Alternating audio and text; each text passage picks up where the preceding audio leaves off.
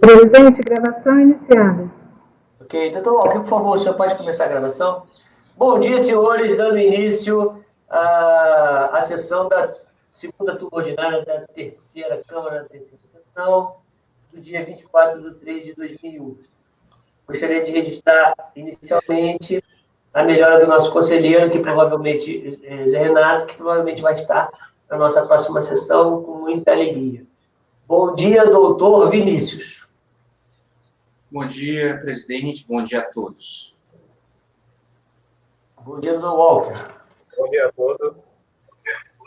Bom dia, doutor Jorge. Bom dia, presidente. Bom dia, doutor Rafael. Bom dia, presidente. Bom dia a todos.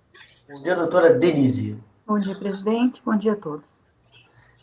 Peço para a Ana Tereza convocar o patrono dos itens 58 a 62, por favor.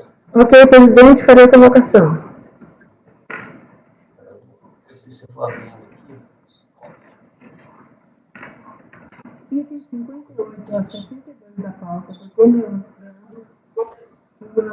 seu processo será julgado aberto e mensagem privada no chat. Rapaz, ontem você pedalou aquilo tudo depois da sessão, Vinícius? Pedalei, e olha, eu tava com a dor antes, no ciático. Cara, eu tava falando hoje pra minha mulher. Não pode ficar parado, viu? Mesmo se você tá com dor, porque parece que melhora, rapaz, depois, né, ó? Libera uma endorfina, né, na verdade, né? Que é um anti-inflamatório natural que o corpo libera, né?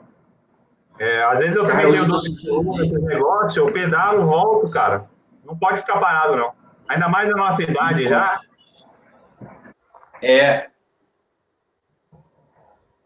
Com certeza. Bom dia, doutor. Bom dia. Você está nos vendo e ouvindo? Sim, perfeito. Ok.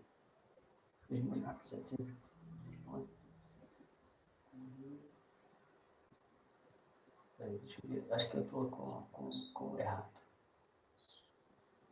É esse aqui.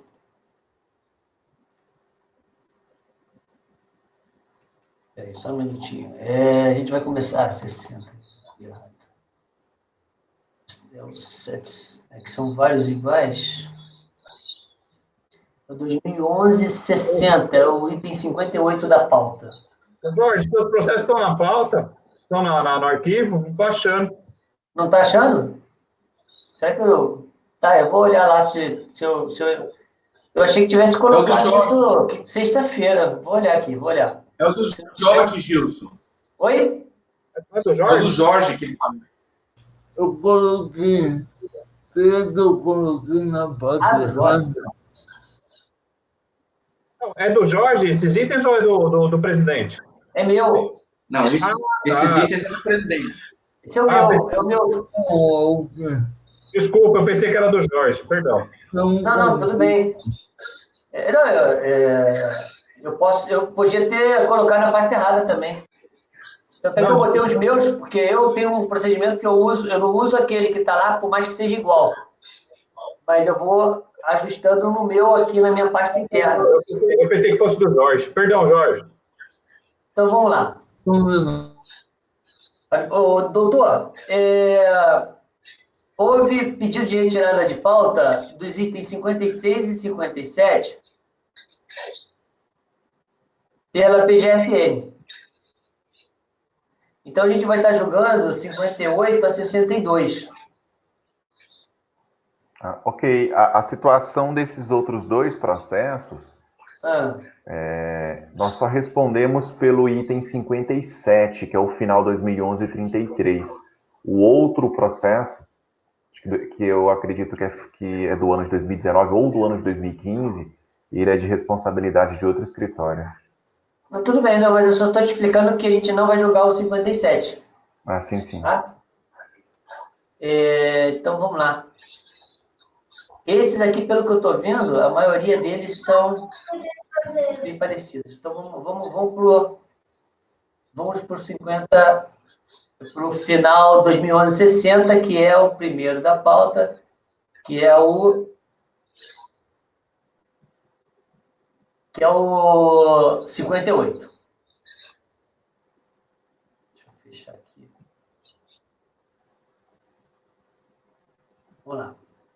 Bom, então, eu vou tentar resumir aqui. No que der, eu peço para o patrono completar e ajustar o que o senhor achar de conveniente, ok?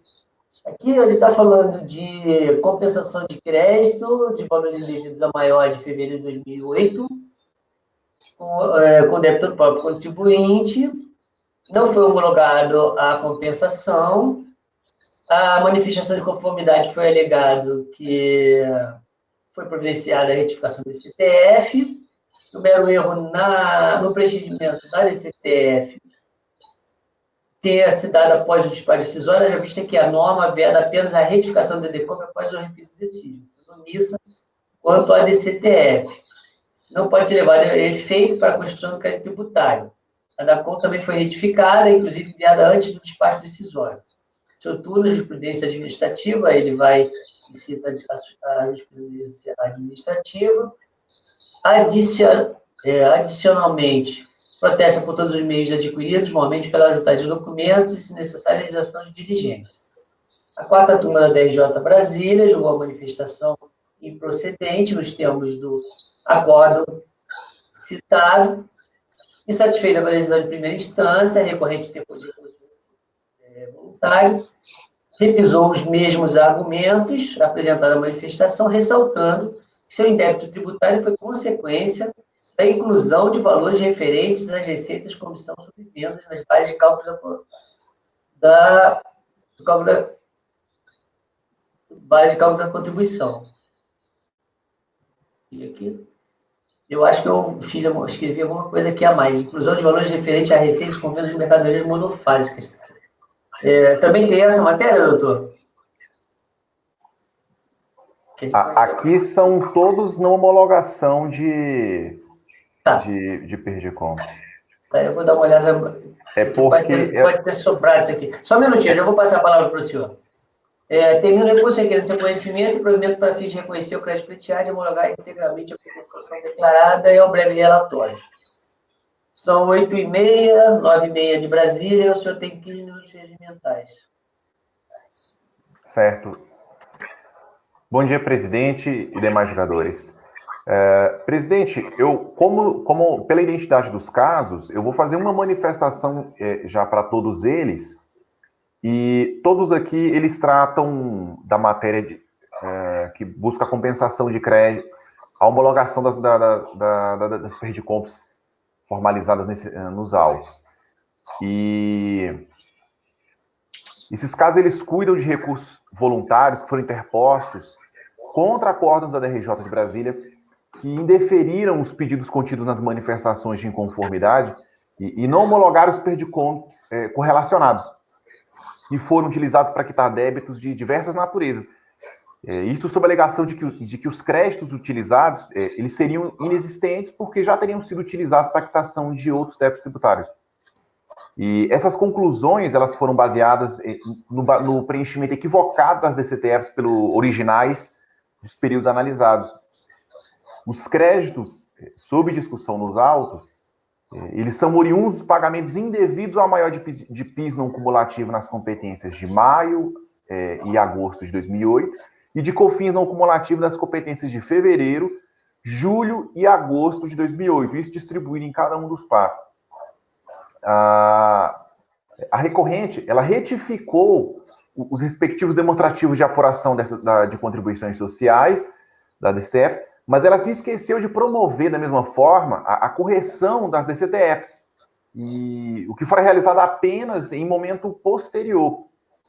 E por essa razão, a autoridade fiscal, quando no momento de analisar a homologação da operação levada a efeito, ela não conseguiu identificar os créditos indicados pelo contribuinte.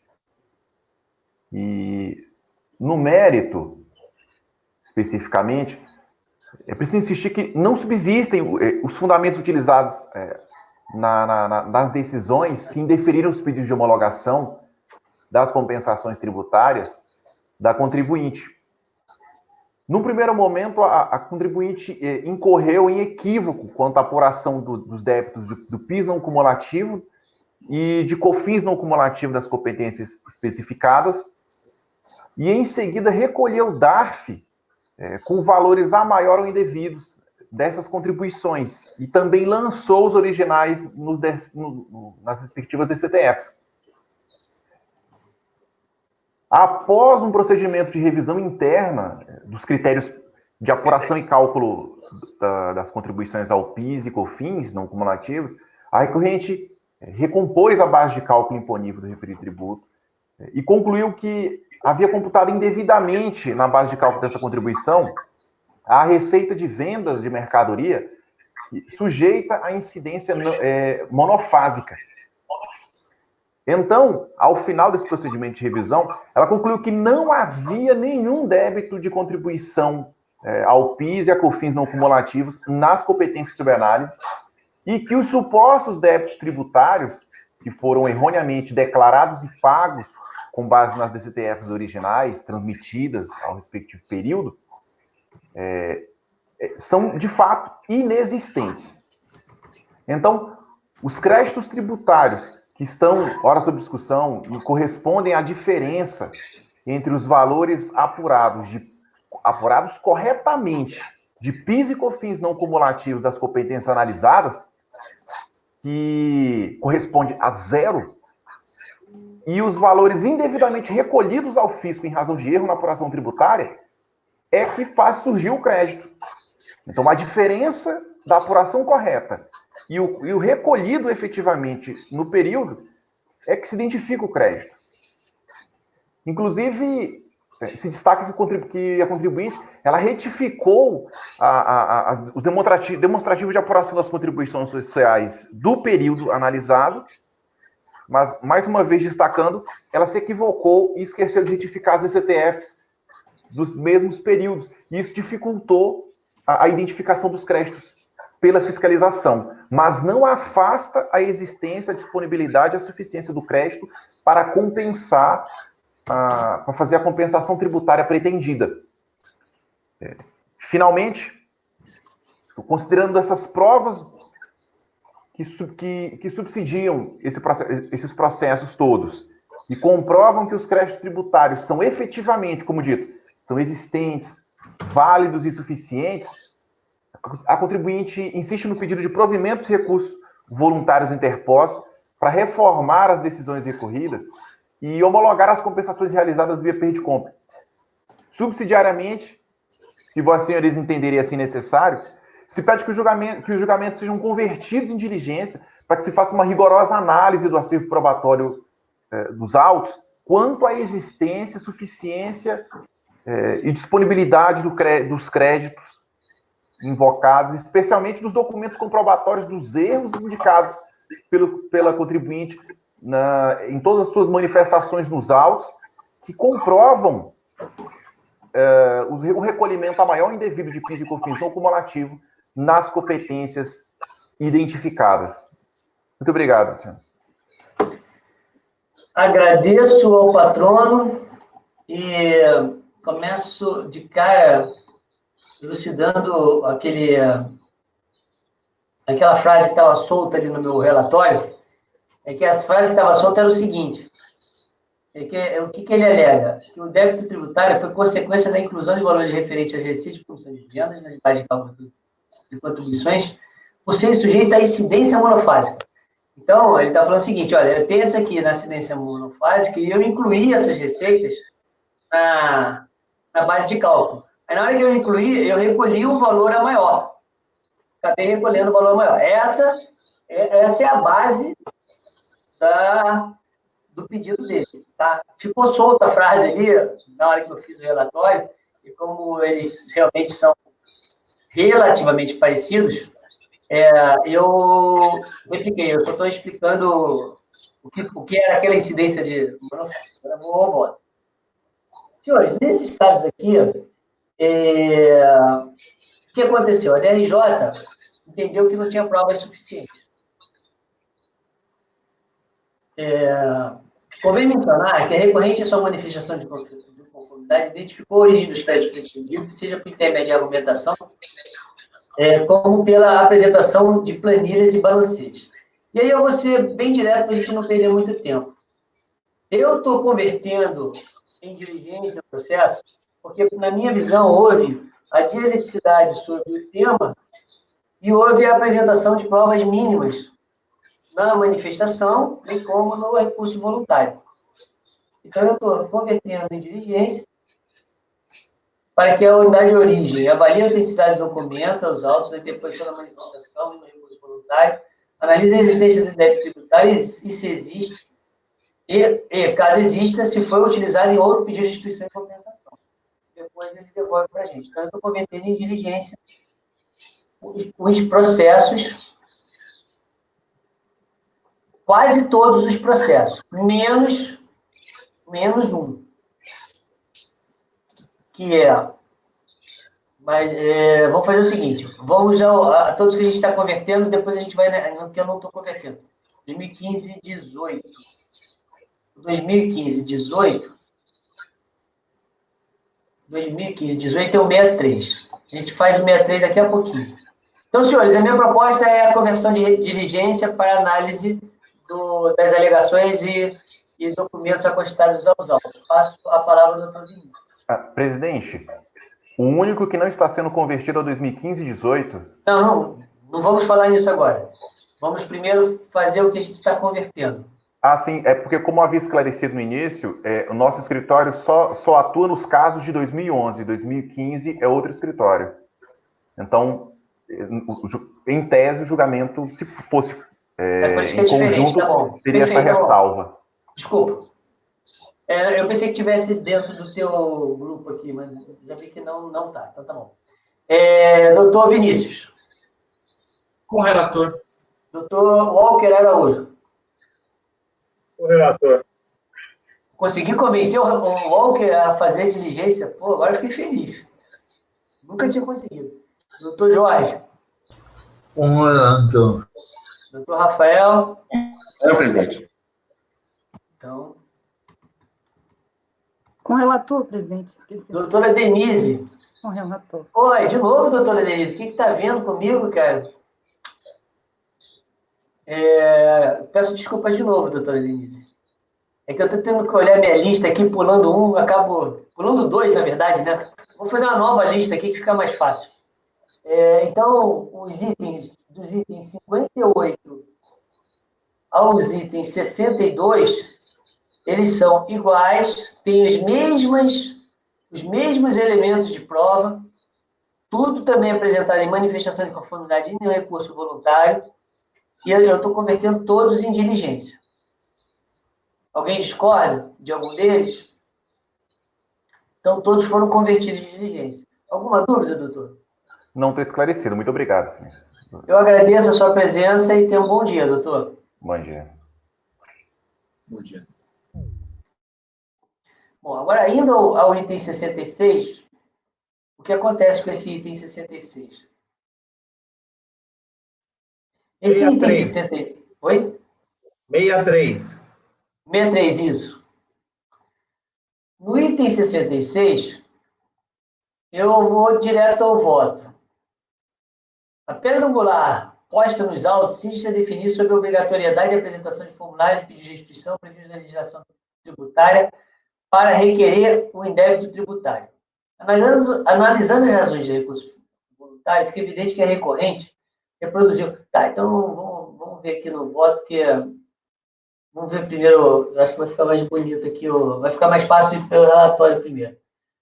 O indeferimento se deu,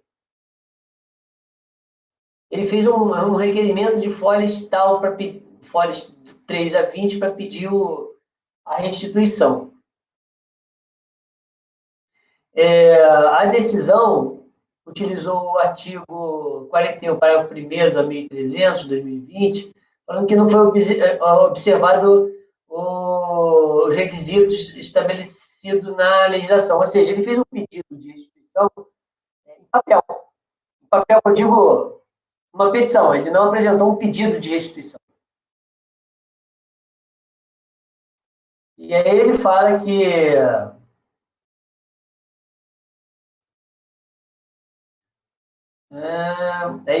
vamos lá. Em sua peça de defesa, o que o contribuinte protestou?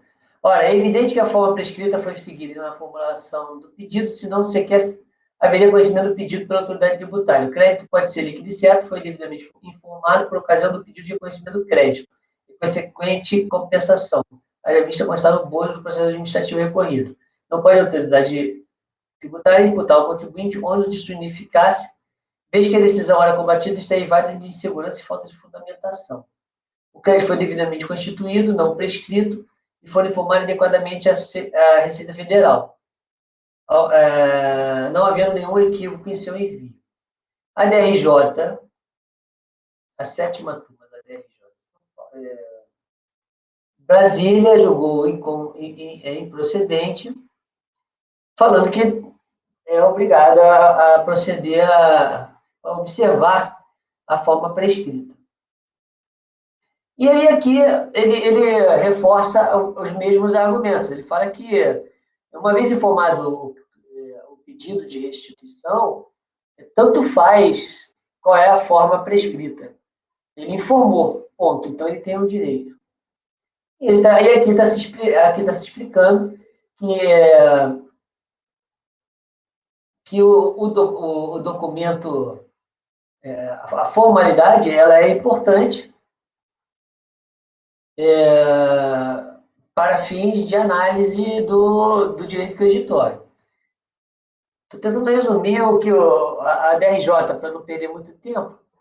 E agora pela análise do recurso voluntário, ele fica interessado em identificar o motivo pelo qual deixou de apresentar o formulário, respeitando a legislação para requerer seu indébito tributário. Pelo contrário, insistiu em afirmar que a forma prescrita na legislação pertinente foi respeitada, restando devidamente demonstrada a origem do valor e valor do crédito, bem como os débitos a serem compensados, ainda existindo qualquer impropriedade de valor recolhido de DAF. Então, o que a gente tem que decidir é o seguinte: se o contribuinte não apresentar o formulário de pedido de restituição, a gente pode deferir o pedido de restituição? Eu estou falando que não posso e estou me aliando à decisão recorrida. Então, eu estou negando o provimento ao recurso voluntário. É como eu voto, resumidamente. Doutor Vinícius. Com o relator. Doutor Walker. Eu acho que a gente tem uma exceção aí, né? Desde que o contribuinte demonstre que o sistema o impediu de apresentar pelos meios exigidos pela Receita Federal, né? Perfeito. Aí a gente pode até avaliar o pedido feito em papel, outro meio, né? Claro. Agora, como não houve essa comprovação de impossibilidade de fazer o pedido pelos meios previstos nos normativos, não tem outro caminho senão afastar o direito do contribuinte com o relator. Só para pontuar, eu botei isso no último parágrafo, que eu falo que a interessada não identificou o motivo pelo qual deixou de apresentar o formulário. Eu li. Tá, não, só para deixar pontuado que eu fiz questão de pontuar isso, não só porque ele não apresentou, ele nem falou por que não. Doutor Jorge. Comando. Doutor Rafael. Acompanho, presidente. Doutora Denise. Com relator. Obrigada, presidente. Obrigada, não faço mais porque é meu dever de chamar, doutor. Não foi negado o provimento por unanimidade. Com isso a gente acaba as nossas... Aí temos agora um repetitivo da doutora Denise, que é o item 64 da pauta. Processo da Campo Grande Diesel, final 2012-71. A senhora está com a palavra, doutora. Presidente, eu poderia ir direto ao voto, que já está bem explicativo aqui. Pode. Verso os autos sobre pedido de restituição das contribuições sociais relativas a comissões e bonificações de venda, que supostamente estariam acobertados por motivo legal excludente, alíquota zero. Segundo a interessada, recolher indevidamente a COFINS, pois calculadas como se incidisse sobre os montantes que recebeu a título de comissões e bonificações nas vendas diretas ao consumidor final, dos veículos classificados nas posições 8703, 8704 da tabela da incidência do IPI pois as leis 10.485 de 2002 pois a lei 10.485 prevê a tributação alíquota zero sobre tais despesas. Defende que a Receita Federal teria autorizado o procedimento através da solução de consulta, e assim, a matéria fática restringe a comprovação do erro do valor pago a maior da COFINS, de 18/1/2008. Ali estão os valores de pagamentos informados, indevidos.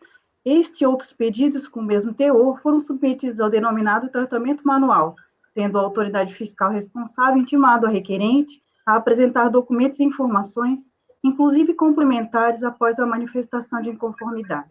Como regra, registra o acórdão da delegacia de julgamento.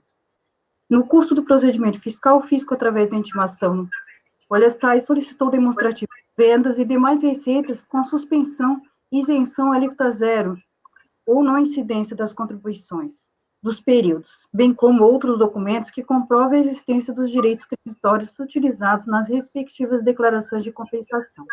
Em resposta, a interessada apresentou um documento intitulado como Nova Sistemática de Bonificação, MB Caminhões, impressão do razão analítico por deslocamento da conta, impressão número 356, bonificações veículos nacionais, avisos de lançamento, pagamentos de bonificações utilizados nessa situação e cópia de parte das notas fiscais referidas nos avisos.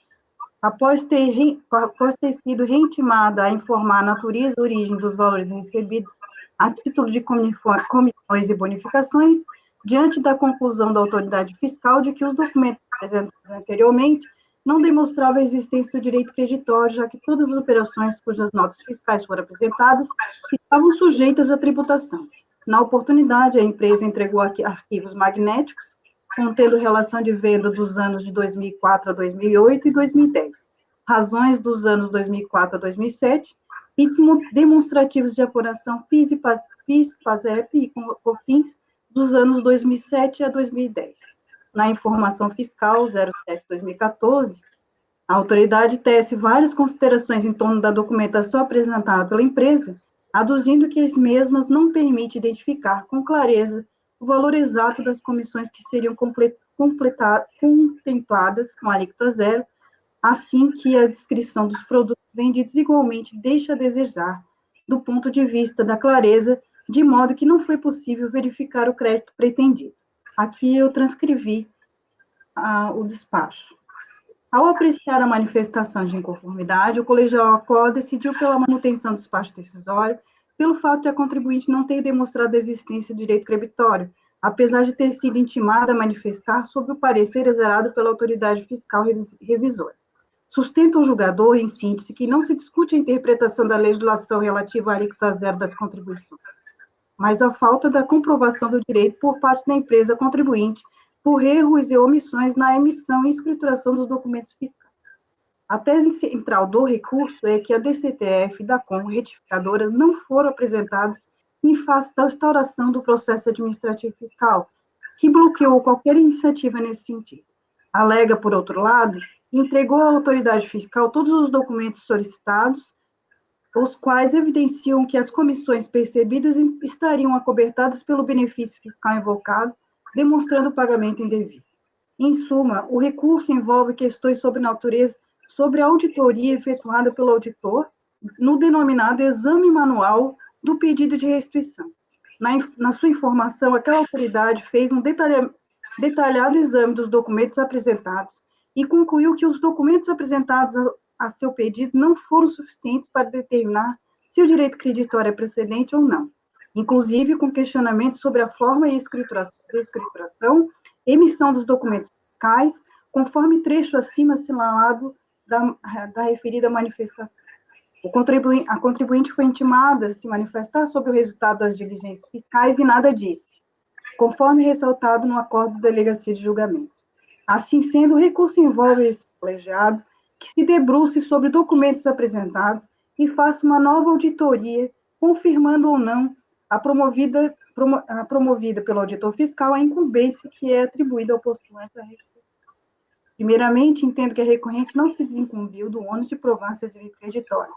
Ressalta-se que esse direito não foi obstado pela ausência de retificação da DCTF, providência que já se afirmou não é entendida por essa turma como condição para a homologação da compensação, mas por carência probatória do seu direito legado, que poderia ter suprido no decorrer do contencioso, seguindo as regras do processo administrativo, mas não foi o que a parte a quem interessava demonstrar a recorrente. Naturalmente, a existência de erros nas declarações do direito passivo pode ser, em alguns casos, superada. No entanto, caberá ao sujeito passivo demonstrar o erro alegado por meio de provas suficientes e necessárias trazidas ao processo em tempo oportuno. Aqui eu cito 147, da compensação a pressupõe a existência de direito líquido e certo, artigo 170 do CTN. Cito também o artigo 74, que condiciona a liquidez e certeza do crédito. Artigo 36 da Lei 9.774 de 99, que trata que a prova recai sobre aquele que aproveita o fato. Também o CPC, artigo 373. Enfim, como decorrência lógica, é inerente à análise das declarações a verificação da existência de provas suficientes e necessárias para a comprovação do direito creditório pleiteado. Pois bem, o artigo 2 da Lei 10.485, de 2002, estabelece que apenas os valores devidos pela intermediação ou entrega de veículos classificados nas posições 8703, 8704 da TIP, portanto, faturadas diretamente para o consumidor final, são tributadas a alíquota 0%, desde que tais remunerações não excedam a 9% sobre o valor da operação. Aqui eu transcrevi a legislação. Note-se que o legislador não fez referência a qualquer tipo de bonificação que esteja vinculada ao desempenho da concessionária nas vendas, implementação de estratégias promocionais ou qualquer outro tipo de medida diversa daquelas relacionadas à intermediação ou entrega de veículos ao consumidor final. E no que se refere às provas, faz-se necessário que as alegações da recorrente sejam embasadas, além da escrituração contábil fiscal, documento hábil e idôneo de suporte para a natureza da operação. Ou seja, o pedido deveria ter sido acompanhado com a cópia do contrato de concessão com o fabricante, além das notas fiscais emitidas pela montadora de veículos, direto ao consumidor final, no que se refere à comercialização de veículos classificados nas posições 8703, 8704 na TRIP, cujas alíquotas de COFINS estava reduzida a zero por força do inciso 2, parágrafo 2º, do artigo 2º da Lei 10.485 de 2002, fato determinante para a verificação do INDEC.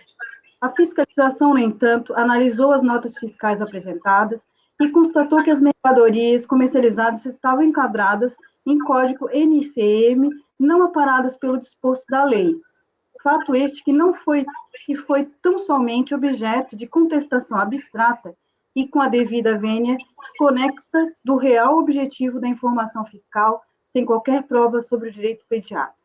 Por outro lado, a informação fiscal dá indicações claras e precisas quanto à precariedade da documentação fiscal emitida e a escrituração das transações mercantis, que não permite aferir o indébito alegado. Caberia postulante provar ou demonstrar o contrário, mas não fez nenhuma coisa nem outra, limitando-se a repetir os dizeres da manifestação de conformidade. O argumento mais incisivo é de que não reapresentou os documentos informativos em face da instauração do processo investigativo. Todavia, não foi esse o motivo determinante do parecer fiscal, o qual está bem delineado no documento emitido ao seu término, conforme passagens acima referidas. Além do mais, considerando da leitura do documento intitulado como Nova Sistemática da Bonificação MB Caminhões, bem como os avisos de lançamento, pagamento e bonificação, pode-se concluir que os valores que a interessada recebe da fábrica montadora são efetivamente incentivos financeiros para o incremento de suas vendas, no entanto, sem nenhuma prova de que se trata de receitas oferidas à alíquota zero de PIS e COFINS, nos exatos termos previstos na Lei 10.485 de 2000. No que tange ao pedido de diligência, convém ressaltar a ausência de verossimilhança das alegações recursais para que se proponha a realização de qualquer diligência. A interessada não trouxe nenhuma prova adicional que possa indicar a inexatidão da análise perpetrada pela unidade de origem, apesar de ter sido intimada na informação fiscal 07/2014. Não trouxe aos autos qualquer contestação ou elemento de prova a fim de comprovar seu direito de crédito. Limite-se a discutir a ausência de valoração das provas colacionadas nos autos.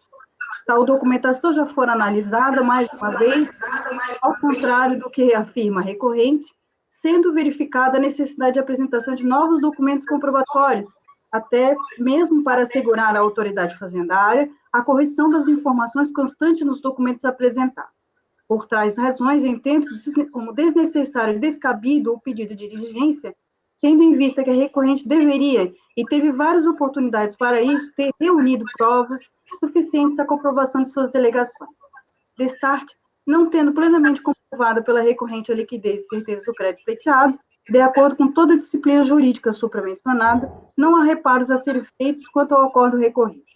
Tendo em vista as considerações desenvolvidas no voto acima, nego o provimento ao recurso voluntário interposto pela recorrente. É com meu voto, presidente.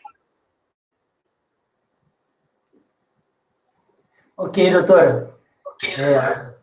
Primeiro, eu queria pedir só para que os conselheiros ficassem com o microfone desligado, porque fica dando microfonia, não sei exatamente... Não microfonia, fica dando retorno. Mas vamos lá. Doutor Vinícius, como o senhor vota? Com a relatora, parabéns pelo voto. Muito bem feito. Doutor Walker Araújo. Com o relator. Doutor Jorge. Com o relator. Ok. Doutor Rafael.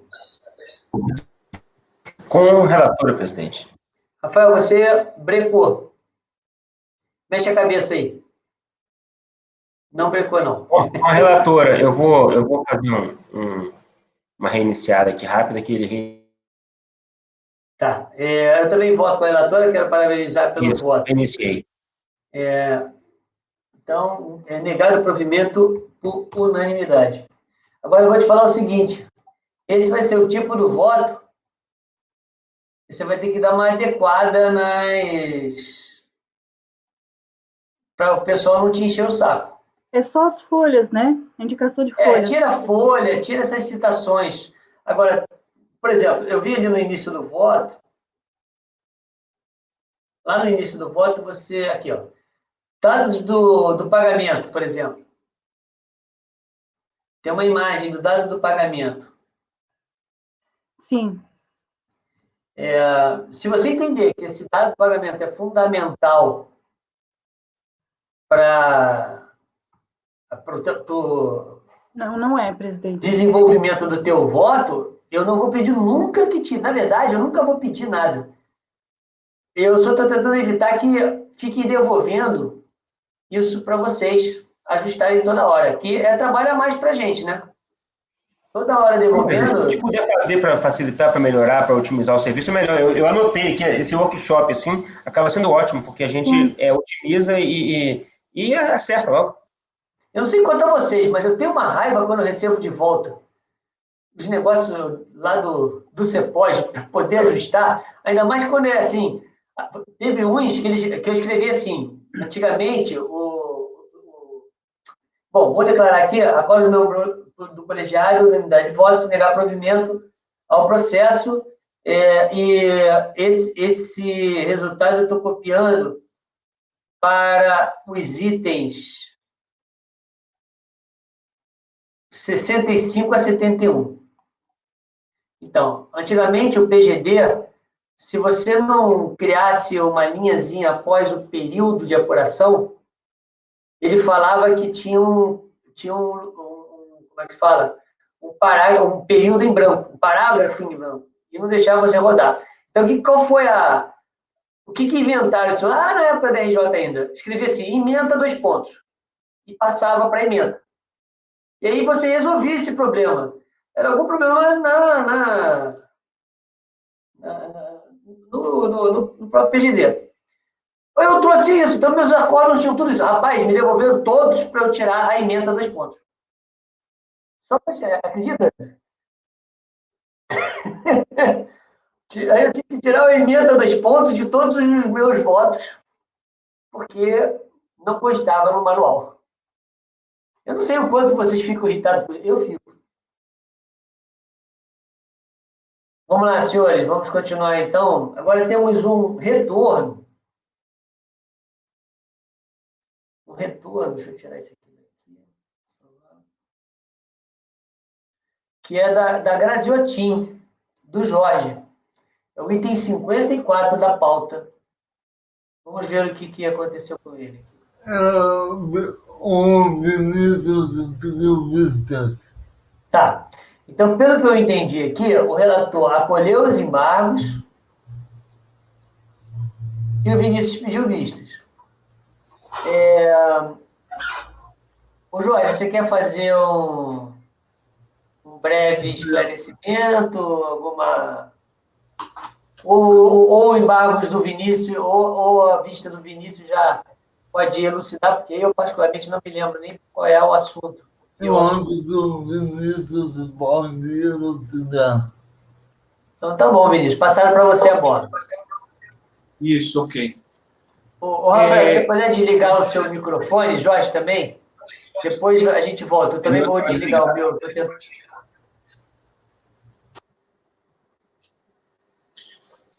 É o seguinte, os embargos, se vocês se lembram, eles tinham como questionamento uma omissão com relação a um cancelamento de débitos inscritos em dívida ativa, que supostamente trariam efeito para o crédito postulado neste processo. Então, o que acontece? O contribuinte transmitiu em outro processo fez compensação com créditos que seriam também considerados neste processo. Ele compensou outros débitos lá, e esses débitos foram foram em última análise declarados nulos em um processo de execução fiscal. Na verdade, foi na execução fiscal, se não me engano, chegou à conclusão de que os débitos eram nulos. E aí, o que acontece? Quando o Jorge trouxe o voto, eu fiquei na dúvida se a anulação da certidão de inscrição em dívida ativa da União, ou seja, dos débitos que foram compensados, a anulação não traria efeito sobre os créditos julgados neste processo, já que sumiu o débito, sobraria crédito, né? Então, esse foi o pensamento inicial. E aí a gente entrou nessa questão e tudo, aí eu pedi vista por causa disso. Analisando o processo, eu vi que o voto do Jorge realmente faz todo sentido, está completo. Eu só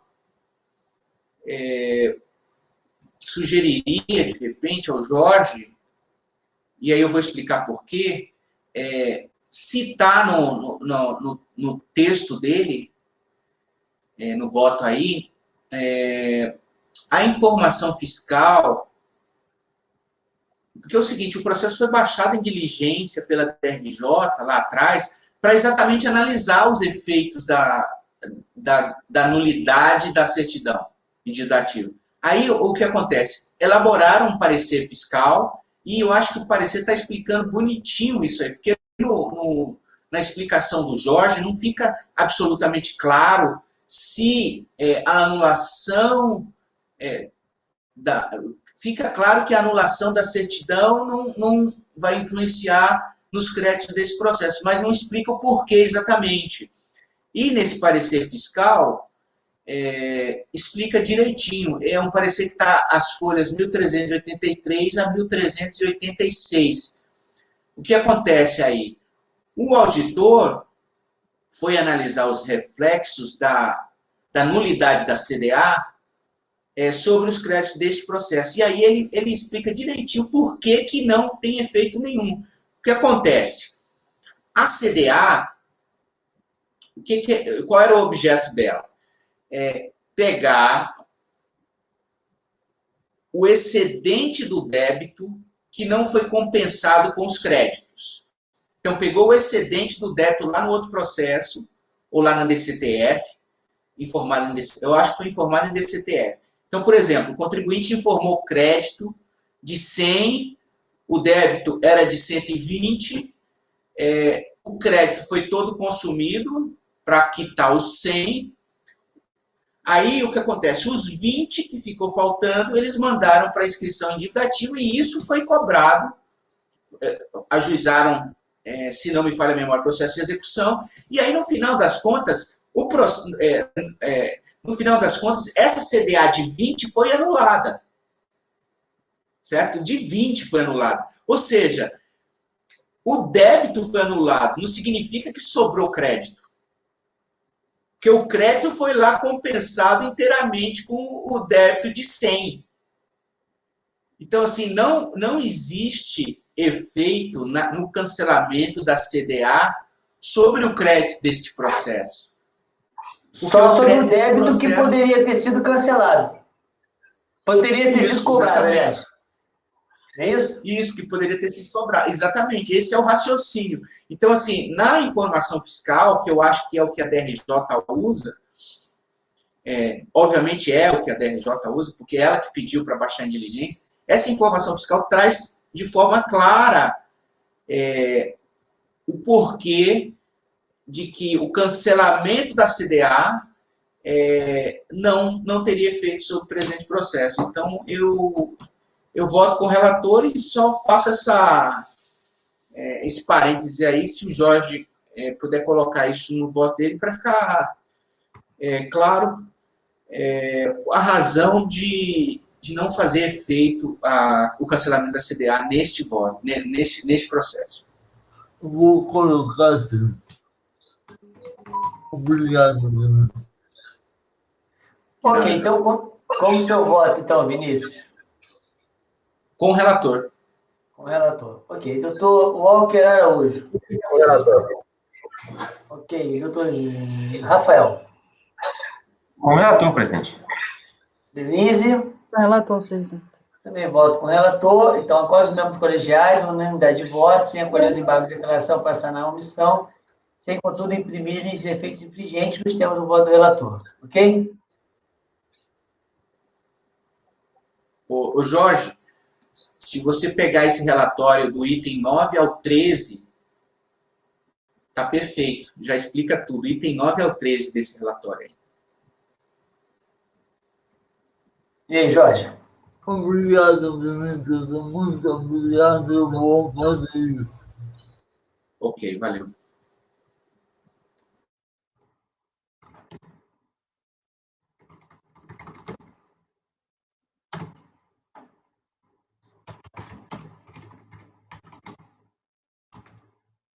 Então, senhores, vamos ao próximo item, que também é do Jorge. É o item 55 da pauta, Áudio do Brasil, Indústria e Comércio de Veículos. Doutor, o processo final 2012 e 2021, o senhor está com a palavra, doutor. Jorge. Obrigado, senhor presidente. Senhor presidente, se o senhor me permite fazer um breve resumo, e se for o caso, eu coloco áudio sem problema nenhum. Mas é um caso de percurso e ele não traz provas. O único documento que ele traz na manifestação de conformidade, isso está a partir das folhas 30 do processo, o recibo de entrega da DACOM e a DACOM, nada mais. Então, é um DACOM de COFINS pelo de apoiação 30 de junho de 2012, mas ele não traz provas contundentes. A própria Córdão da DRJ já tinha feito essa observação. E o contexto padrão que reiteradamente tenho usado nos meus votos, eu demonstro porque não teriam direito creditório. Ele pede também uma diligência com base no princípio da verdade material, eu estou afastando. Basicamente é isso.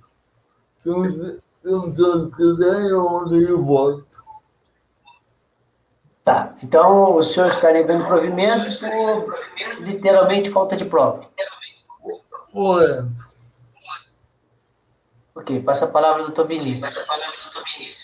Com o relator, presidente. Rafael, eu acho que... Vê o teu microfone, desliga aí. Não tem como? O meu tá desligado, com certeza. Não está desligado não, porque o negocinho aqui tá... Agora tá ligado. Agora tá. Vamos ver se é isso. Doutor Walker, é isso? Agora tá. Com o relator. Tá. Doutor... Agora é o doutor Rafael, tem que ligar. Com o relator. Ok, doutora Denise. O relator, presidente. Eu também voto com o relator. Então, negado o provimento por unanimidade. Isso foi o item 55. Vamos agora ao item 72 da pauta de relatoria. Também, doutor Jorge, o senhor está cansado, doutor Jorge? Não, Se o senhor estiver muito cansado, eu posso ir para o Rafael e depois voltar para o senhor. por favor, presidente, eu me organizo. Poderia ser o Rafael? Poderia ser o Rafael, sem problema nenhum. Então, tudo bem, doutor Rafael? Pode ser o senhor? Perfeitamente, presidente. Então, vamos ao item 76 da pauta. É o processo final 2014-17, Sucromo. O senhor está com a palavra, doutor Rafael.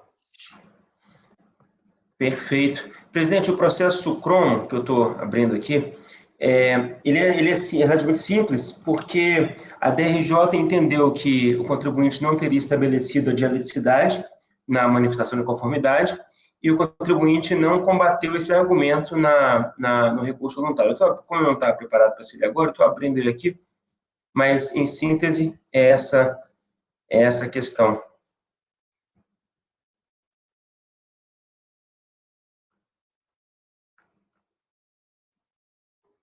São processos do mesmo período, só os períodos, né, diferentes, mas o assunto é o mesmo. Eu vou usar como paradigma o primeiro é o 14-17, é isso?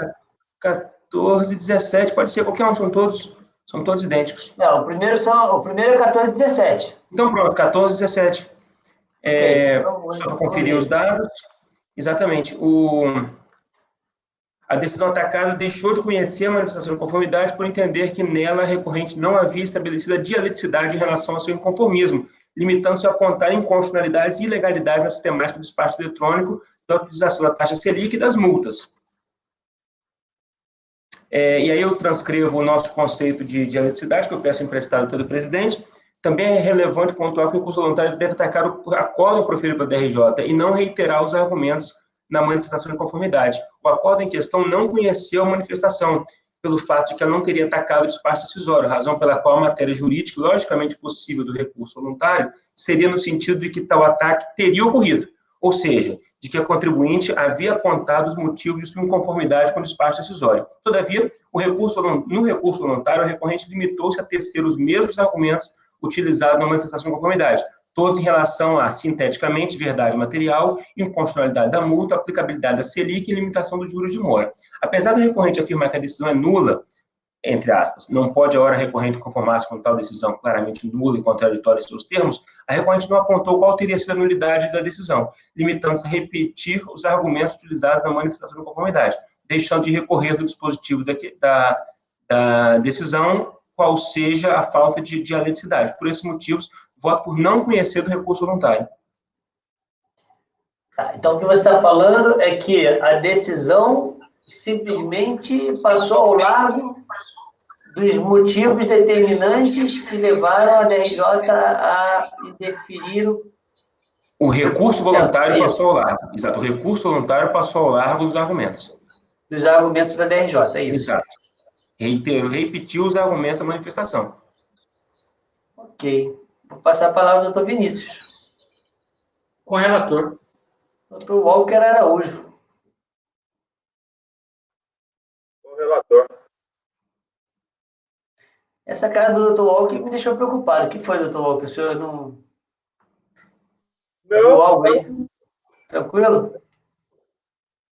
Doutor Jorge. Com o relator. Doutora Denise. Com o relator, presidente. Eu também, eu estava só na dúvida se era uma questão de conhecimento, mas se ele não atacou... Eu também fico com essa dúvida sempre, mas eu entendi que era não conhecimento mesmo. Não, se ele não atacou a decisão, não tem recurso, né? Na verdade, você não tem o que decidir. Se você pretende reforma ou anulação da decisão anterior e ele não fala que a decisão... E o motivo da decisão anterior foi ele não ter atacado os motivos determinantes do indeferimento, pelo que eu entendi, foi isso, né? Não é isso? Isso, foi isso. Eu vou até mudar a ementa, eu vou criar uma ementa específica para isso, para evitar qualquer problema. Porque na ementa tá um pouco falando sobre a tese, mas eu vou criar uma primeira ementa especificando essa questão. Ok, então, também voto com o relator, unanimidade de votos, o recurso não foi conhecido. E agora faltam os do Jorge. Aí pergunto aos senhores se vocês querem um intervalo de 15 minutos para fazer o do Jorge. Vamos fazer? Então tá. Então são 9 horas e 20 minutos, 10 e 20, 15 minutos, 10 e 35, 9 e 35. Para a província, na verdade, eu e o Walker. Ok? Bom descanso para... Deixa eu passar a gravação. Sim, senhor, desculpa, Gilson. muito obrigado. Ana, você pode suspender a gravação, interromper a gravação? Ok, presidente, gravação interrompida.